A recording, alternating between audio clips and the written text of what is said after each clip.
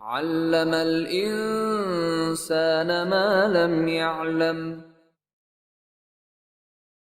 نحمده ونصلي على رسوله الكريم أما بعد.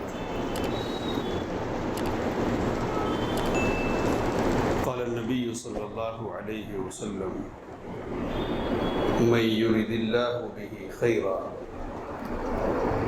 يفقهه في الدين. آج کا ہمارا یہ درس جس عنوان کی مناسبت سے وہ ہے فقہ الحدیث. فقہ الحدیث سے مقصود اصل میں فقہ الاحکام ہے، احکام کی فقہ. فقہ کا جب لفظ اصطلاحی طور پر بولا جائے تو اس سے مراد احکام کی فقہ ہوتی ہے. لفظی طور پر فقہ کے معنی سمجھنے کے ہیں. سورہ ہود میں حضرت شعیب علیہ السلام کی قوم کا قول نقل کیا گیا ہے کہ انہوں نے کہا: یا شعیب ما نفقہ کثیرا مما تقول. اے شعیب، ہماری بہت سی باتیں ہم کو سمجھ میں نہیں آتی ہیں، تم کیا کہتے ہو، کیا کہنا چاہتے ہو، مقصد کیا ہے تمہارا، یہ ہمارے پلے نہیں پڑتا ہے. سمجھنا، نفقہ ہم نہیں سمجھتے، ما نفقہ ہم نہیں سمجھتے. تو فقہ یفقہ یا فقہ یفقہ سمجھنے کے معنی میں، فقہ کا لفظ عام سمجھنے کے معنی. لیکن اصطلاحی طور پر جب فقہ کا لفظ بولا جاتا ہے یعنی شرعی علوم کے درمیان اور اس پس منظر میں، تو وہاں ایک خاص علم مراد ہوتا ہے. وہ کون سا علم ہے؟ تو اس علم کی تعریف کرتے ہوئے علماء کہتے ہیں کہ هو العلم بالاحکام الشرعیہ العملیہ. یہ علم ہے شریعت کے عملی احکام کو جاننے کا. یہ علم کیا ہے؟ فقہ کیا ہے؟ شریعت کے عملی احکام کو جاننے کا نام ہے. دو قسم کے احکام ہیں شریعت کے. ایک اعتقادی احکام ہے جن کا تعلق عقیدے سے، اور دوسرے جو احکام ہیں وہ عملی ہیں کہ جن کا تعلق اعمال سے. تو عملی احکام کے جاننے کا نام اصطلاح میں فقہ کہلاتا ہے. والاحکام هو العلم بالاحکام الشرعیہ العملیہ. شرعی طور پر جو عملی احکام ہے نا، ان کو جاننے کا نام فقہ ہے. جب یہ بولا جائے کہ فقہ میں یہ لکھا ہے تو مطلب کیا ہوتا ہے اس کا؟ عملی احکام سے متعلق جو علم ہے نا، اور اس علم سے متعلق جو کتابیں لکھی گئی ہیں ان میں یہ بات موجود ہے. سمجھ رہے ہیں؟ اب فقہ کے سلسلے میں ایک ذہن ہمارا بن گیا تھا خاص طور پہ ایک مخصوص پس منظر میں کہ فقہ کوئی الگ چیز ہے اور غلط چیز بھی ہے. یہ فقہ کا لفظ ویسے عام بول دیا جائے تو یہ سمجھ میں آیا تھا کہ نہیں، الگ ہے، الگ چیز ہے. مطلب شریعت سے کوئی ٹکرانے والی چیز یا شریعت کے بالمقابل یا حدیث کے بالمقابل کوئی چیز ہے. تو فقہ بالمقابل کوئی چیز نہیں ہے. اصل جو فقہ ہے کہ جس کے سلسلے میں خلجان ہے اور جس سے پریشانی ہوتی ہے وہ کون سی ہے، تو اس کو بھی ہم سمجھیں گے انشاءاللہ. یہاں پہلے یہ سمجھ لیں کہ شریعت کے عملی احکام کے جاننے کا نام کیا ہے؟ فقہ ہے. اب عملی احکام کی دو قسمیں ہیں: احکام عبادات اور احکام معاملات. دو قسمیں کرتے ہو علماء، معاملہ عبادات اور معاملات. عبادات میں نماز، روزہ، حج، زکوٰۃ اور دیگر جو عبادات ہیں. اور معاملات میں نکاح، طلاق، جہاد کا باب بھی آتا ہے. خرید و فروخت کے جو مسائل ہیں، وہ آپس میں جو معاہدات ہوتے ہیں، دوسروں سے جو معاہدات ہوتے ہیں، وہ سب معاملات کے دائرے میں آتے ہیں، اور یہ سب فقہ کے ابواب سے تعلق رکھنے والی چیزیں ہیں۔ تو یہ دو قسمیں ہو گئی۔ اب سوال یہ کہ یہ جو علم ہے نا، اس علم کے سیکھنے کا حکم کیا ہے؟ تو احکام جو شریعت کی طرف سے ہم پر لاگو ہوئے ہیں، لاگو کیے گئے ہیں، کچھ وہ ہیں کہ جو ہر شخص سے بعین ہی مطلوب ہیں۔ سمجھ رہے بات کیا کہہ رہا ہوں؟ ہر آدمی سے، جو بھی بالغ ہے، عاقل ہے، اس سے بعین ہو بہو مطلوب ہے، ہر آدمی سے، ہر فرد سے مطلوب ہے۔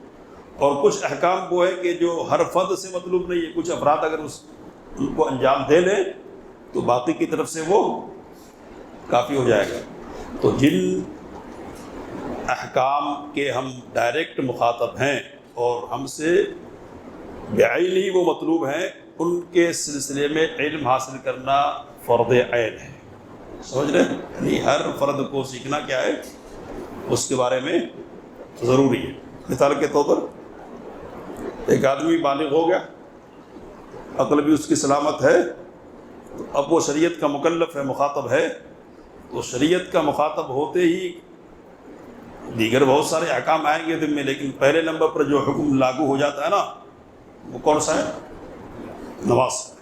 ہر فرد سے مطلوب ہے نماز، اور ہم جانتے ہیں کہ کس حد تک مطلوب ہے۔ تو سانس چل رہی ہے، عقل سالم ہے، آدمی ہل نہیں پا رہا، حرکت بھی نہیں کر پا رہا، اس وقت بھی مطلوب ہے اس سے۔ تو جب یہ ہر فرد سے مطلوب ہے تو اس کا سیکھنا بھی کیا ہوگا؟ ہر فرد سے مطلوب ہوگا۔ اس لیے نبی اکرم صلی اللہ علیہ وسلم نے سکھانے کا اہتمام کیا ہے، یا نا؟ تو عملی طور پر آپ صلی اللہ علیہ وسلم نے کر کے بتلایا۔ آپ کو حدیث سنائی اس سے پہلے خطبے میں کہ ممبر پہ نبی اکرم صلی اللہ علیہ وسلم نے نماز پڑھی، ممبر پہ سجدہ نیچے اتر کر کے پھر ممبر پر چڑھے، اور نماز پڑھنے کے بعد آپ صلی اللہ علیہ وسلم نے کہا کہ انما صنعت ھذا لتأتموا بی، میں نے اس لیے کیا یہ کہ تم میری پیروی کرو، مجھ کو دیکھو اور جیسے جیسے میں کر رہا ہوں نا ویسے ویسے کرو، وَلِتَعَلَّمُوا صَلَاتِي، اور تاکہ تم میری نماز کا طریقہ سیکھ لو۔ اور پھر یہ جو مشہور حدیث ہے وہ آپ جانتے ہیں کہ صلو کما رأیتمونی اصلی، نماز سے متعلق۔ حج بھی ایک عملی چیز ہے نا، عمل سے متعلق۔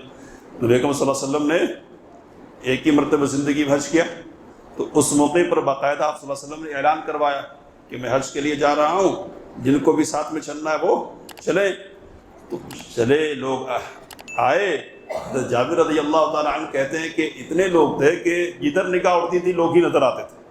تو 1,24,000 اس سے زیادہ یا اس سے کم افراد تھے اس وقت نبی اکرم صلی اللہ علیہ وسلم کے حج میں۔ اس موقع پر نبی اکرم صلی اللہ علیہ وسلم نے لوگوں کو خطاب کرتے ہوئے کہا لِتَأْخُذُوا عَنِّي مَنَاسِكَكُمْ، لوگوں مجھ سے حج کے طریقے سیکھ لو، لوگوں مجھ سے حج کے طریقے سیکھ لو۔ اور ساتھ ہی آپ نے یہ بھی کہا کہ فَإِنِّي لَأَلْقَاكُمْ بَعْدَ عَامِي هَذَا، شاید میں اس سال کے بعد پھر تم سے ملنے والا نہیں ہوں، تو جیسا میں کر رہا ہوں ویسا کرنا سیکھ لو، اور جو کرنے کو کہہ رہا ہوں نا اس کو بھی کیسے کرنا ہے یہ مجھ سے جان لو، سیکھ لو۔ تو یہ عملی چیزیں سیکھنا ضروری ہے۔ بہت سارے لوگ ہیں کہ جن کے ذہن میں یہ بات ہے اور زبان سے کہتے ہیں وہ کہ شریعت نے نماز پڑھنے کو کہا ہے۔ کیا کہتے ہیں؟ شریعت نے نماز پڑھنے کو کہا ہے۔ یہ کہاں کہا کہ فلاں طریقے پر نماز پڑھ کے آؤ گے تو قبول ہوگی؟ تو یہ بیوقوفی کی بات ہے نا۔ اگر طریقہ مقصود نہیں ہوتا اور مطلوب نہیں ہوتا تو نبی صلی اللہ علیہ وسلم کو بتانے کی کیا ضرورت ہے؟ اور یہ ہماری شریعت کی خوبی ہے، اور صحابہ کرام رضوان اللہ تعالیٰ علیہم اجمعین کی بھی خوبی ہے۔ ان کی خوبیوں میں سے ایک خوبی کہ انہوں نے نبی اکرم صلی اللہ علیہ وسلم کی ایک ایک نقل اور حرکت ہر عمل سے متعلق انہوں نے نقل کی، لیکن نماز سے متعلق بھی انہوں نے نقل کی ہے۔ شروع کیسے کرتے تھے، ختم کیسے کرتے تھے، جو بات نبی صلی اللہ علیہ وسلم نے کہی اس کو یاد کر لیا، اور نبی صلی اللہ علیہ وسلم کو جو کرتے ہوئے دیکھا اس کو محفوظ کر لیا۔ تو سجدے کی حالت میں جائیں گے، ہاتھوں کی کیفیت کیا ہوگی، انگلی کیسے رکھیں گے، پیروں کی کیفیت کیا ہوگی، کیا کیا ہے، ساری تفصیلات ہے نا۔ تو یہ جو ساری تفصیلات ہیں جن کو محفوظ کیا صحابہ کرام رضوان اللہ تعالیٰ علیہم اجمعین نے، اور نبی کریم صلی اللہ علیہ وسلم نے جو تاکید فرمائی کہ صلو کما رأیتمونی اصلی، یہ سب کس لیے ہے؟ تو اگر پوچھا نہیں جانے والا تو پھر کہنے کی کیا ضرورت ہے، جیسا بھی چاہو پڑھ لو۔ تو یہ میں کیوں کہہ رہا ہوں؟ تو اس لیے کہہ رہا ہوں کہ یہ جو فقہ ہے نا، اس کی اہمیت ہماری ذہن میں بیٹھے کہ یہ بھی اہم ہے، جس طرح نماز اہم ہے اسی طرح نماز کا طریقہ اہم ہے، نماز کی فرضیت جس طرح اس طرح اس کے طریقے کو سیکھنا بھی کیا ہے؟ فرض ہے، اور ہر شخص پر اگر نماز فرض ہے تو ہر آدمی کو اس کو سیکھنا چاہیے، ٹھیک ہے؟ تو یہ اسی سلسلے کی کوشش ہوگی انشاءاللہ ہمارے سامنے۔ اب میں نے کہا کہ فقہ کا لفظ ایک منفی معنی لے لیا تھا، تو یہ بات کہہ کے میں بات ختم کروں گا کہ شریعت کے ماخذ ہیں، یعنی کہاں سے شریعت لینی ہے، حاصل کہاں سے کریں گے شریعت، احکام کہاں سے لیں گے؟ تو اول نمبر پر کیا ہے؟ قرآن ہے، دوسرے نمبر پر کیا ہے؟ حدیث ہے، تیسرے نمبر پر اجماع ہے، اجماع، اور چوتھے نمبر پر کیا ہے؟ قیاس ہے، قیاس کے علاوہ بھی، یعنی کل یہ 4 ہو گئے نا، تو اور بھی 9 ایسے مآخذ ہیں جو ذیلی ہیں، ان کو اتنی اہمیت تو حاصل نہیں ہے لیکن وہ بھی ہیں، ان کی ضرورت نہیں ہے، لیکن یہ 4 بنیادی مآخذ ہیں: کتاب، سنت، اجماع اور قیاس۔ اب ان کی تفصیلات میں جانا نہیں ہے، اصل تو کتاب و سنت ہی ہے، قیاس کے لیے بھی دلیل چاہیے قرآن اور سنت سے، اور اجماع کے لیے بھی کوئی نہ کوئی دلیل چاہیے، اس کے بغیر اجماع منعقد ہونے والا نہیں ہے۔ نبی کریم صلی اللہ علیہ وسلم کی جو احادیث ہیں ان کو منتقل کیا صحابہ کرام رضوان اللہ تعالیٰ علیہ اجمعین نے بعد والوں کی طرف، تو اب یہ جو منتقل کرنے والے لوگ ہیں، ظاہر سی بات ہے کہ ایک ہی صحابی سے ساری روایتیں نبی کریم صلی اللہ علیہ وسلم کی تو نہیں آئی ہے نا، نہیں آئی۔ بعض روایتیں وہ ہیں کہ بہت سارے صحابہ سے آئی، بعض روایتیں وہ ہیں کہ جو صرف ایک ہی صحابہ سے، ایک ہی صحابی سے آئی۔ انما الاعمال بالنیات والی جو حدیث ہے نا، مشہور حدیث ہے، کتنی مشہور حدیث ہے، لیکن ہم کو یہ معلوم ہونا چاہیے کہ صحابہ کرام رضوان اللہ تعالیٰ علیہ مجمعین میں سے صحیح سند سے صرف ایک ہی صحابی سے ثابت ہے۔ کون ہے وہ؟ معلوم ہونا چاہیے نا ہم کو، عمر بن خطاب رضی اللہ تعالیٰ۔ بعد میں روایت کرنے والے بہت ہو گئے، لیکن صحابی میں سے صرف ایک ہی صحابی اس کو روایت کرتے، تو اس طرح سے کسی کے پاس کچھ ہے، کسی کے پاس کچھ نہیں ہے۔ پہلے وہ احادیث بھی پھیل گئی، تو اب جمع ہونے میں وقت لگے گا نا، لیکن جو لوگ فقہ اور اجتہاد کے میدان میں تھے، لوگوں کے مسائل سلجھاتے تھے، حل کرتے تھے، وہ تو یہ کام کریں گے نا، تو لوگ مسائل کے پوچھنے کے لیے ان کے پاس آ رہے ہیں، وہ اپنے علم اور اپنے پاس موجود دلائل کی روشنی میں رہنمائی کرتے رہے۔ اور باقی یہ کہ اذا صح الحدیث فهو مذہبی، جب صحیح حدیث آ جائے تو وہ میرا مذہب ہوگا، بھی تو میں بات کہہ رہا ہوں۔ تو دلائل کبھی نہیں ہوتے تھے، دلائل نہیں ہونے کی بنیاد پر کیا کرنا پڑتا تھا؟ قیاس کرنا پڑتا تھا، رائے کی بنیاد پر۔ تو بعض ائمہ کی یہاں حدیث کی کثرت تھی تو حدیث پر ان کا انحصار زیادہ رہا، اور بعض کے یہاں حدیث کی قلت تھی تو رائے پر ان کا انحصار زیادہ رہا، اور بعض لوگوں نے اسی کو بنیاد بنا لیا۔ تو ایک دور ایسا آیا کہ رائے کو زیادہ اہمیت دی گئی حدیث کے بالمقابل، تو اس طرح سے 2 گروہ بن گئے، کیا ہو گئے؟ 2 جماعتیں بن گئی۔ تو ایک جماعت کی جو فقہ ہے وہ فقہ الرائے کہلاتی ہے، فقہ اہل الرائے، ان کو اہل الرائے کہتے ہیں، اور دوسری جو جماعت ہے وہ فقہ الحدیث ہے، فقہ اہل الحدیث، اہل الحدیث۔ مختصر طور پر بتاؤں کہ فقہ اہل الرائے کی نمائندگی امام ابو حنیفہ رحمہ اللہ کے ذریعے سے ہوتی ہے، اور فقہ اہل الحدیث کی نمائندگی باقی 3 ائمہ کی طرف سے ہوتی ہے۔ یہ اور مسئلہ کہ ان کی یہاں 19-20 کا مسئلہ ہے رائے کے سلسلے میں، ہے نا، تو یہ نمائندگی ہوتی ہے۔ فقہ پر مستقل کتابیں لکھی گئی ہے، علماء نے اس بات کی بھی کوشش کی کہ احادیث کی کتابوں کو بھی فقہ کی ترتیب کی بنیاد پر لکھیں اور ترتیب دیں، ہے نا۔ تو اب سنن ترمذی سنتے ہیں، سنن ابی داؤد، سنن مطلب وہی مسائل، تو سنن ترمذی، سنن ابی داود، سنن دارمی اور سنن ابن ماجہ، سنن نسائی، یہ ساری وہ کتابیں کہ جو فقہ کے ابواب کی بنیاد پر ترتیب دی گئی ہے۔ پہلے نمبر پر کون سی فقہ آئے گی؟ تو سب سے پہلے نمبر عملی احکام میں نماز ہے، نماز کا ذکر آنا چاہیے، اور نماز کے لیے کیا ہے؟ پہلے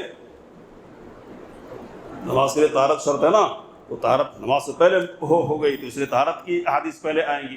تو اس طرح پہلے کتابیں لکھی گئی، بعد میں علماء نے یہ کوشش کی کہ مختلف کتابوں سے ایک جامع قسم کی کوشش ہو اور جامع انداز میں روایتوں کو جمع کر دیا جائے۔